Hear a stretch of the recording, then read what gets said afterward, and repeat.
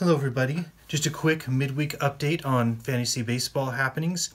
I'm going to get into the biggest mistake I think most fantasy owners make, including myself sometimes, as well as a couple spring training updates, status change on a couple players. But first of all, we are just doing lots of fantasy baseball videos right now, all until the season starts, all until you get your drafts going, and then after that. And I'm going to get into how important that is. On top of that, we are going to be doing some other videos. It's been a little while, but my wife and I do Brazilian America videos.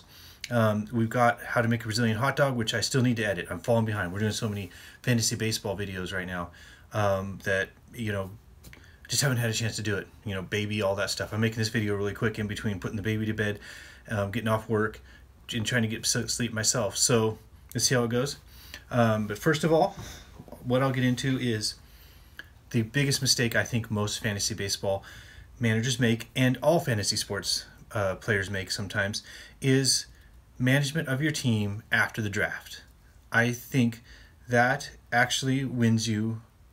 Excuse me, I got a burp trapped. Okay. That actually is just as important, if not more important, than the draft. Now, we see it on our own channel with the viewership. Up until the season starts, our viewership is really high, and then, pew, down.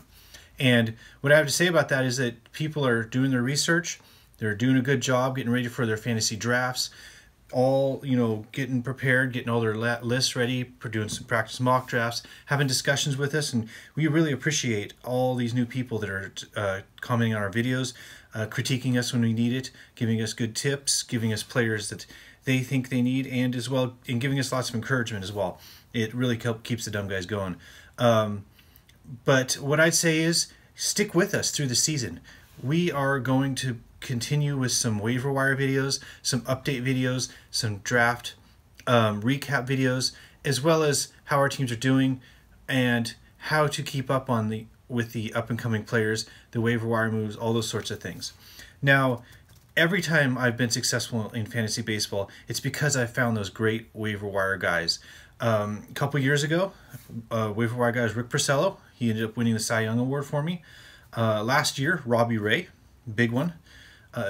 I started the season by drafting J.D. Martinez last year. He started the season on DL, and what that did was enabled me to keep an eye on waiver wires and see who was breaking out, and that made me aware of guys like Michael Conforto.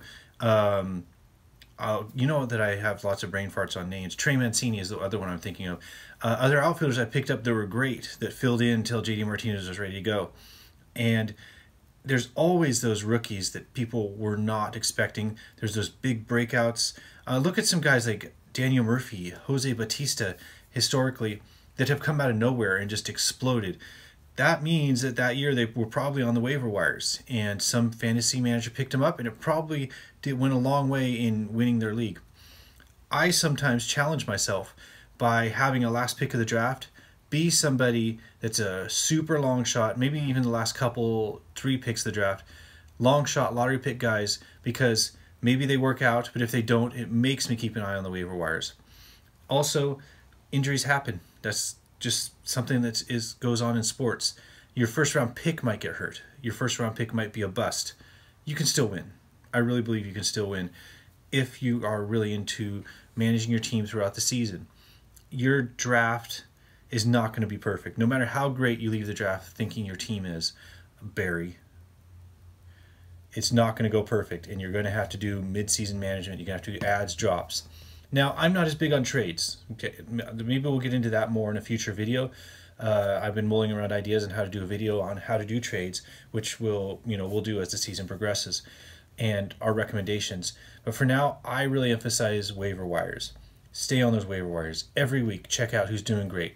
Filter by last 7 days or last 14 days to get those hot guys. And we all know baseball is a game of averages, that it's a guy will play like an MVP for a few weeks, then fall off. And if you're on top of that, it may not even take that huge breakout. It may take that guy that's just having a hot couple weeks to win you those head-to-head matchups, or so on and so forth, to cover for your top player that's on the the 7-day disabled list that they've got now, or the 14-day disabled list, or is it 15-day?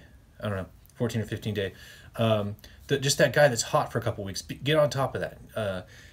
get those breakout pitchers. There's always those young guys that have live arms that can really fire the ball in there, that, you know, they haven't worn out their arm yet, that could give you a great season this year. Make up for those guys that, you know, if that drafted those top pitchers at the beginning. And you know, pitchers are injury prone, so even those guys that spend a lot of high draft picks on pitching may need to be on the waiver wires getting those injury replacements. So get on top of that. All right. So number one mistake fantasy owners make is too much emphasis on the draft and not enough emphasis on managing your team throughout the season. All right, waiver wires. That's the number one thing, waiver wires. Okay, thank you. Now, thank you, whatever.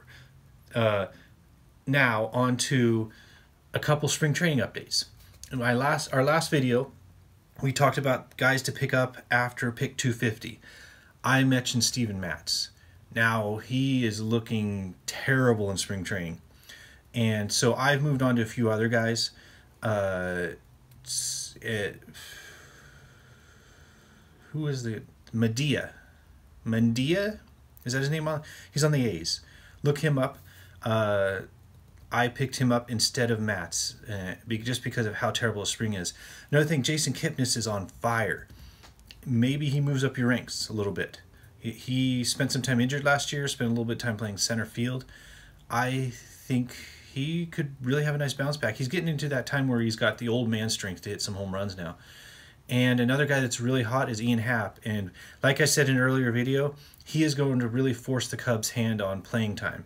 They have overloaded some positions. I think they need to make a trade to move like a Russell or a Baez or a Schwarber to get Ian Happ more playing time, to get him in there every day with how good he's doing. I mean, he hit a home run off Bumgarner, for crying out loud.